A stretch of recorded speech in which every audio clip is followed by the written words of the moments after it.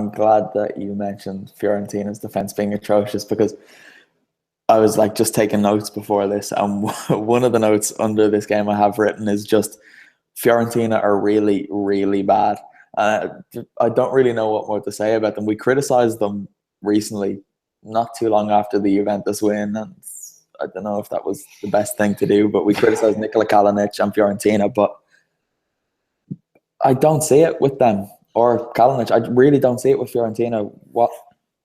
What are they realistically going to do this year? They're behind Milan and Atalanta now, and to be honest, I think they'll stay there. I don't know about playing Milan, but they've got to go to Bergamo, and you'd fancy Atalanta to beat them.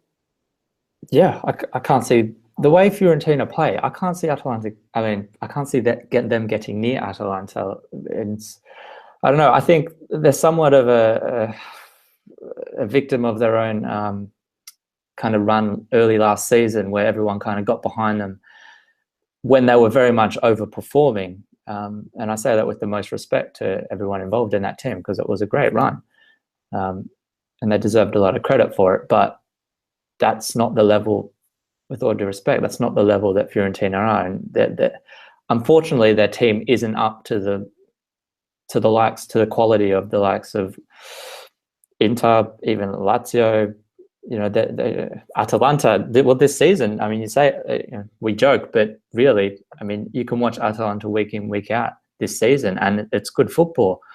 Fiorentina, I mean, they're good.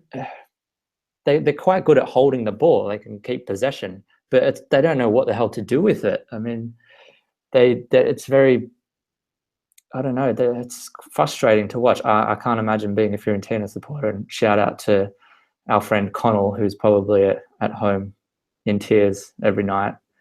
But yeah, I mean, they get a lot of possession, but I mean, it's actually getting worse in terms of what they're doing with it. I was looking at their shots and the proportion of shot rates that are within the box and outside the box. And I mean, against Roma, 69% were outside of the box of their shots. Against Pescara, we're talking, again, with all due respect, not to take the piss, but 73% of their shots against Pescara were from outside the 18-yard box. If you can't infiltrate the 18-yard box, the penalty area, against Pescara, then something's really wrong with, especially with... Sorry. Yeah, that's a team who haven't actually won a game this season. They were given a win, but they haven't actually won a game this year. Yeah, it's and you know, like I did allude to their quality, but they do have enough quality to be doing a lot better than that. That's the thing. So obviously they're not playing at their best. That's, you know, I'm not trying to say that this is where they're at, but yeah, there's not really much going for them at the moment. So there's a lot of work to be done. The last 5 Serie A matches, Connor, have a guess of how many shots they've had within the 6-yard box? With none. 1.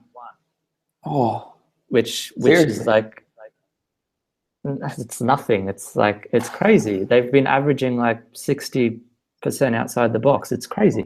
They're not getting into the box at all. It's and then that's not even talking about the defense, which if anyone who watched the Roma game, it was really bad. And I really feel bad for Sanchez, because he was at fault for a lot of it, let's be honest, but I don't really feel like it's his fault, because I mean, it's not his position. He's playing out of position, isn't he? And you know, he had a good start to it. You know, he played there against Juventus, and we all kind of praised him, saying how well he played. But I think against Roma, it really showed that, you know, that's not where he is. He didn't read the game well at all. He was caught out of position. He was just kind of all over the place. And I thought that fourth goal that Roma scored kind of summed up Fiorentina's defense. It was kind of Gonzalo had it, and a kind of crappy pass to hip high to I think it was Sanchez. Then Sanchez lobbed it high up to Astori, and then Astori tried to kind of kick it back to the keeper and completely missed it. And then Zeko just kind of waltzed in and got his second. So, you know, to be honest, I wouldn't put Roma down to being brilliant in any of those goals. Actually, to be honest, the third goal was quite nice. It was a great running play, but again with that, Nainggolan was kind of from the halfway line. He beat 3 Fiorentina defenders coming back. Like, where was the cover there? So there's a lot of questions with Fiorentina, and I don't want to go on too much about it, because I'm sure the Viola fans are suffering, but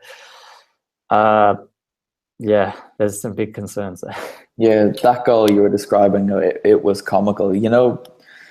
I might be the only one that does, but when you're playing FIFA online and you're winning about 4-0 and you just start taking the piss. So you're like lobbing the ball around your own box just to annoy who you're playing against. It was like that, and then things just started to go wrong, and you start bashing the button, but it doesn't work.